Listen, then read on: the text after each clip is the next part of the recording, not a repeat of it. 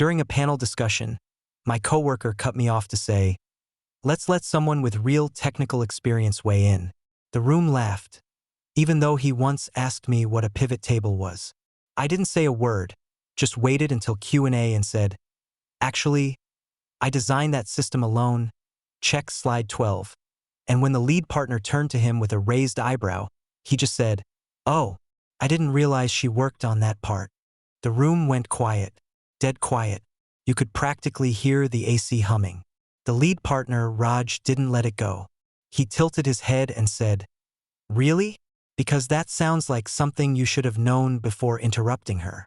There was a beat of silence before a couple of people near the back gave these little cough laughs. My coworker, Mitch, shifted in his seat like he was sitting on hot coals. He tried to shrug it off, but the damage was done. After the panel, a few attendees came up to ask me follow-up questions. One of them said, "Honestly, I wouldn't have known you led that project if you hadn't spoken up." He was kind of dominating the talk. That's when I knew I didn't need to be petty or raise my voice. I just needed to be patient. Because the next time a high-visibility assignment came up, guess whose name wasn't on the shortlist? Not his. A week after the panel, things felt different. People started coming to me with questions they used to ask Mitch. At first, I thought maybe I was imagining it, but then I noticed it more. Junior analysts looping me in directly, managers copying me on emails where I wasn't even involved. Then came the kicker. Raj, the lead partner, stopped by my desk one morning. He leaned on the edge of the cubicle wall like he was just being casual, but his eyes weren't casual. They were focused. "Hey," he said, "do you have time to sit in on the Westwood client strategy meeting next week? You've got the deepest knowledge of the system and, well, I want you to lead the tech discussion." He didn't mention Mitch. I nodded, heart pounding. "Sure, I'll prep some material this week." That's all he needed. He smiled, tapped twice on the cubicle wall, and walked off. When Mitch found out I'd be leading the Westwood pitch, he acted like it didn't bother him. But he stopped saying good morning. He stopped making jokes in meetings. The worst part? He started undermining me, but not openly. It started with little things. One day I reviewed a draft deck he was supposed to finish. It was sloppy. No formatting, missing charts, and he had included outdated numbers from an older report. I cleaned it up before it went to the client, but I didn't say anything to him. I thought maybe he's just stressed. The next week, I caught him taking credit for something I wrote word for word in a shared Teams chat with a manager. I didn't confront him. I just replied below, "Glad you liked the framework I sent yesterday. I'll expand on it in the meeting." He left the chat, but it got worse. I started getting pulled into these awkward one-on-ones with our department head, Susan. She'd say things like, "I've heard some mixed feedback lately, concerns about collaboration," or, "Are you sure you're not leaving your teammates out of the loop?" It didn't make sense. I was documenting everything, sending recap emails, CCing the right people. I wasn't cutting anyone out, but someone was planting that seed, whispering behind closed doors. It had Mitch's fingerprints all over it. So I did something I never thought I'd do. I started keeping records. Not just emails, screenshots, Slack threads, timestamps, everything. Every time he forgot to add me to a thread. Every time he sent out wrong info that I had already corrected. I logged it all. And then came the real twist. I found out from a junior analyst, Sam, that Mitch had been telling people, including clients, that I had been brought in late on the system design. That I was good at documentation but not the core build. That was a lie. And a big one. Slide 12 didn't lie. The code commits didn't lie. The internal Git repo logs, the project charter, the Jira tickets all had my name. That's when I decided, no more staying quiet. No more waiting until the Q&A. I didn't confront him right away. I knew if I came at him head-on, he'd either deny everything or twist it to make me look like the problem. That's what manipulators do. They provoke you, wait for you to snap, then play victim. So instead, I used his own tactics. I reached out to Sam, the analyst who told me about Mitch's lies. I kept it casual. "Hey," I said, "remember that convo where Mitch mentioned I was brought in late on the system design?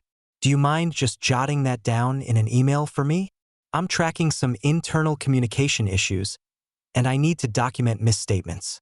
Sam hesitated at first, but after I told him I wouldn't share his name, he agreed. That email went straight into my growing folder titled CYA Mitch, and then something unexpected happened. I got invited to a dinner.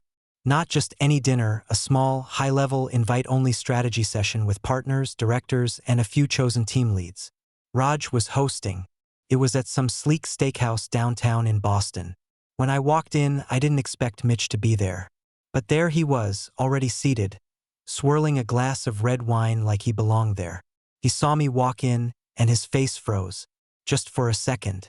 Then the smile came back, the fake one he wore like a badge. Raj called me over to sit beside him. Not Mitch. Dinner started. Conversation buzzed. At one point, Raj raised a glass and said, "Let's toast to real leadership.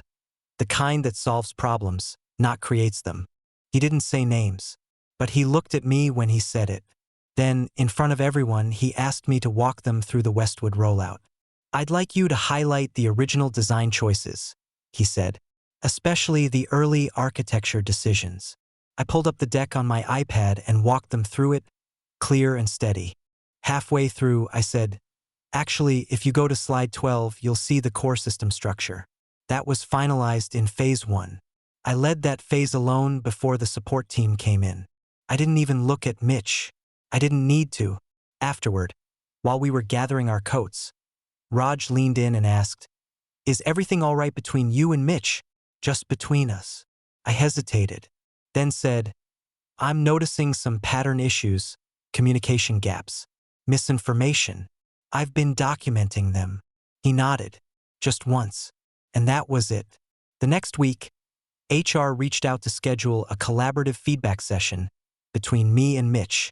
They framed it like they always do: open discussion, team alignment, improving trust. But I wasn't walking in blind. I printed everything, every message, every correction I made, every accidental omission, every lie. Mitch showed up late to the session. Of course he did. He sat across from me, legs crossed, hands clasped like he was the reasonable one. The HR rep, Jenna, started with the usual. "We want to foster a stronger work connection between you two.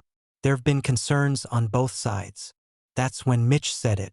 "I just think there's been a breakdown in communication. Sometimes it feels like she wants all the credit. I don't mind sharing credit. I mean, we're a team, right?" I didn't even blink. I turned to Jenna, opened my folder, and said, "Let's look at the records. Here's a Slack thread from March 4th where I shared final architecture notes."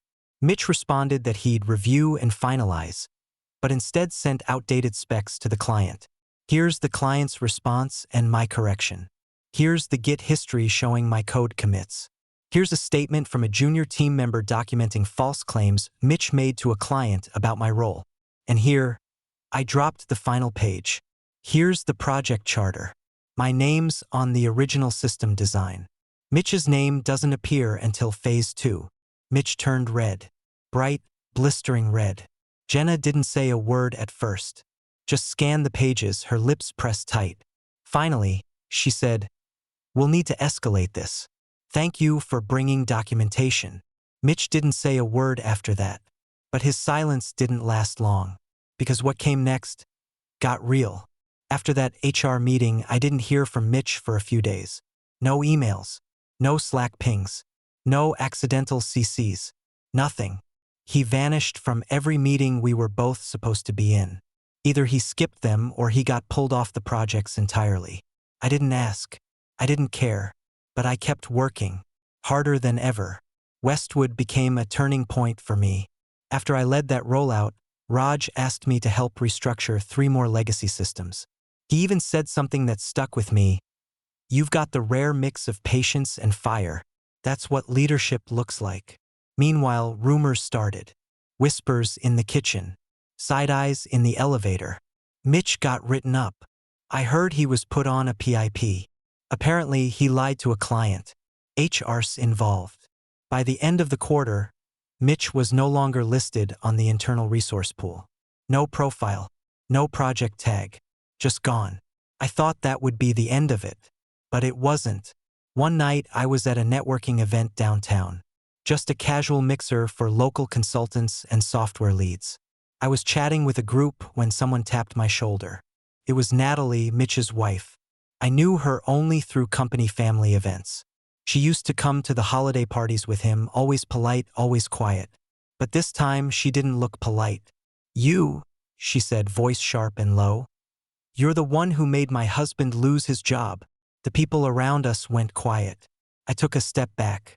I said, "No, your husband made his own choices. I just stopped covering for them." She scoffed, almost laughed. "He told me you were trying to take credit for his work, that you had it out for him." I didn't say anything. I just pulled out my phone, opened an old email, and showed her the project charter with the timestamp and my name stamped across every original doc. She stared at it, then back at me.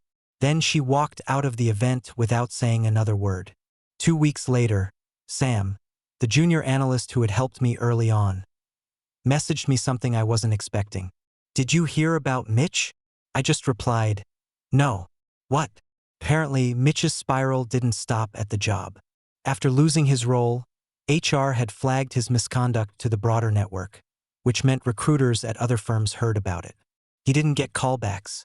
His reputation started crumbling. But the real hit? His marriage. Natalie filed for separation, and it wasn't quiet.